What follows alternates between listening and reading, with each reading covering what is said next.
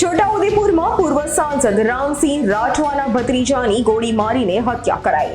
કમાટ તાલુકાના પીપલડી ગામે જૂની અદાવતમાં ફાયરિંગ કરીને ભત્રીજા કુલદીપની હત્યા કરાઈ. પોલીસે ઘટના સ્થળ પર પહોંચીને વધુ તપાસ હાથ ધરતા એક આરોપીને ડિટેન કરાયો.